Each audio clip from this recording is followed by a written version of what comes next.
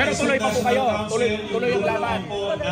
So tayo po ay bilang mga organizing committee, nag-ano lang po tayo kung siya ba ay tuloy-tuloy pa rin po ba para at least one po all alam po ng mga viewers kung kayo po ay tuloy-tuloy, hindi po kayo susuko. Ayan, so hindi po susuko si Tita Nini guys, tuloy-tuloy pa po, tuloy-tuloy. Kami Let's support bilang international chairwoman, okay, my subnational council, GMAD, Guardians Magistrate, I fully support kay Attorney Vic Rodriguez, Senador. Thank you. Panalo natin. Let's support wall po. Next, Aglo Labor.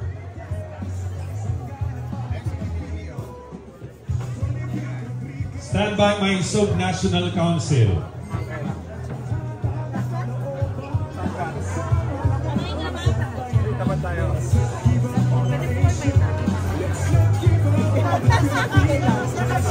Anyway, thank you so much to our chefs and waiters here at Club Filipino for the sumptuous meal.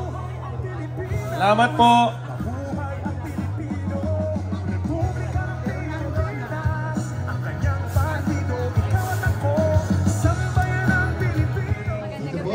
Okay lang ba maka-ambol ng konti sa'yo? Vice Mayor Orly Rementina, anong reaction nyo doon sa final? Councilor Romy Lozon, well, alam mo, ang Diyos marunong. Councilor Yen Mendoza, mangyayari sa kanya. Councilor Marlon ng Panginoon, pero naniniwala ako na walang mangyayaring Councilor sa Ivan Tumakay, bigyan lang po kasi natin wala ng siyang space ginagawang mali. Attorney Vic. Okay. Yan lang po, maraming salamat po, Ms. Cathy Binaga. Yan po mga kababayan. God bless! Laban ha! Sino ating photographer? Pwede po. Katulad doon ng aking sinabi, itong aking kinakatayuan ngayong gabi, hindi ho akin ito. Kung tinanggap ni Pangulong Duterte, siya ang naririto. Kung tinanggap ni Mayor Baste Duterte, siya ang ating kandidato para sa senador. Subalit, ganun po talaga ang tadhana, ganun po talaga ang buhay. Ako'y naririto. Hindi ko sasayangin ang inyong tiwala.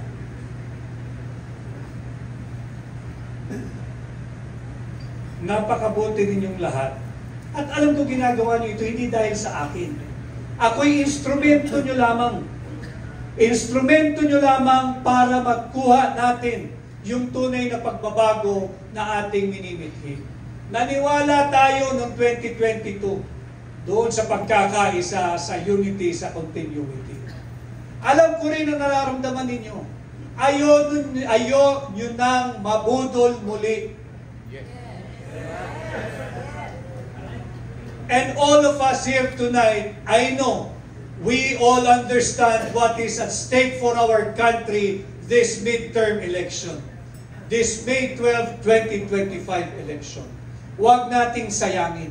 Pagtulungan natin, tayo'y patuloy na magkaisa. At sisikapin kong gampanan lahat ng inyong iuutos o ipagagawa sa akin sa kampanyang ito. Napapagod ako, subalit wala akong karapatang mapagod hanggat nakikita ko kayong kumikilos, gumagalaw, nagbubuo at patuloy na umiikot sa buong bansa. Gagawin ko rin po yan at tatapatan ko ng aking sipag at kakayahan ang inyong tiwala, kumpiyansa at paniniwala. At ngayong gabi, tanggapin po muli ninyo ang aking pasasalamat. Yung iba, ngayon ko lang din nakilala, subalit nagpunta ngayong gabi, handa ang pagbibigay ng kanilang suporta.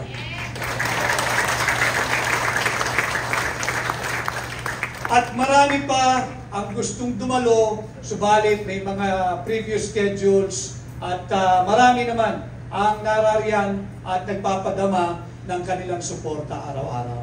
So muli ho, alam kong hindi pa ito ang panahon na tayo nagbibigay ng mga political speeches. I'd just like to take this evening, take this opportunity again to thank each and every one of you. Not money, most especially for your time. Ang daming volunteers. Ang daming volunteers. And it's been a while na nakakita ako ng People's Campaign. At ito nagaganap dito sa Hakbang ng Mainso ang isang people's campaign. Sa ating mga miyembro ng new media, yung ating mga social media vloggers, maraming salamat sa inyo. Alam naman ninyo na allergic sa atin ang traditional media at ayaw tayong iniimbita at maging guest nila. Paminsan-minsan, nakakalusot, kaya pinagbubuti natin yung ating paglabas sa kanila.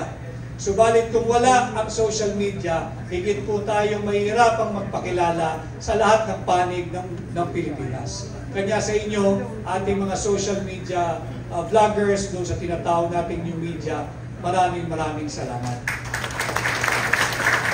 Wala man po tayong pang-advertisement, pero narariyan kayo, lagi kayong kasama, lagi kayong nagbibigay daan at nagbibigay espasyo para sa akin, kaya tayo patuloy nakikilala sa iba't ibang panig ng ating bansa. Maraming salamat.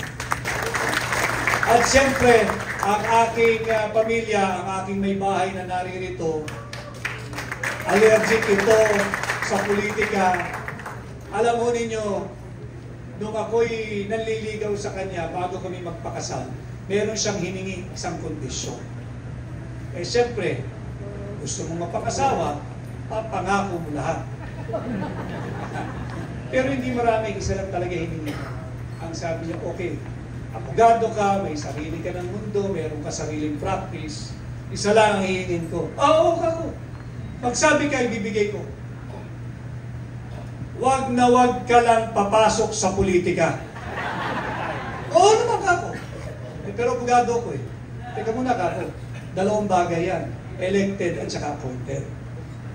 Pag anong elected, anong appointed? Yung appointed, yung magsisilbi ka sa gobyerno, ikay in-appoint, etc.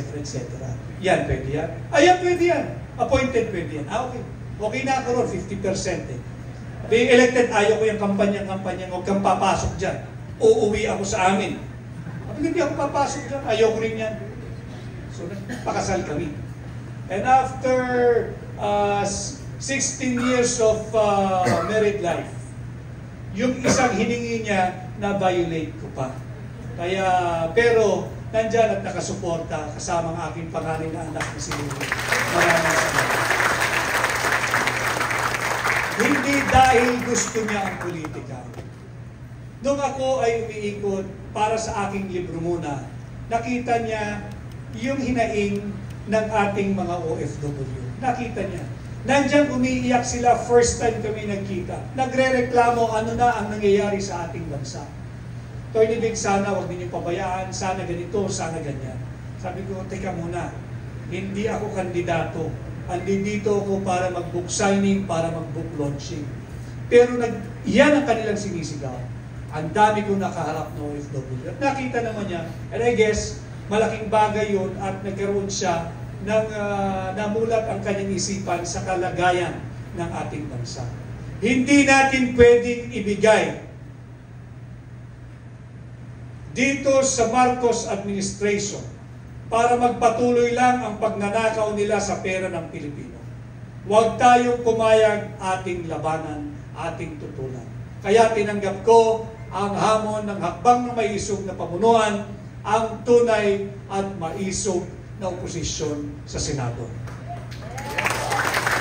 At hindi ko rin makakalimutan nung ako ay nag-file ang aking candidacy. Sinabi ko ron at sasabihin ko ulit, ang aking katapatan ay tanging sa Republika ng Pilipinas lamang. At ang aking nais kapartido at kaalyado ay kayo, sambayanang Pilipino. Kaya ako'y kumandidatong independent kasama ang hakbang na maisog. Kaya muli, maraming salamat. Tanggapin ninyo ang aking taus-pusong pasasalamat. Alam naman ninyo na yung nais nating gustong gawin sa Senado. Subalit, tulungan po ninyo akong mangampanya. Tulungan ninyo akong mangampanya. Maging aktibo kayo sa ating kampanya. At pag tayo'y nagkaisa, ngayong 2025, posible ang pagbabago pag kayo ay naghatid ng bago sa Senado. Maraming salamat. Ako po muli, si Atty. Vic Rodriguez, Pilipino, abogado, may isog. Magandang gabi sa ating lahat. Mabuhay Atty. Vic Rodriguez! Mabuhay!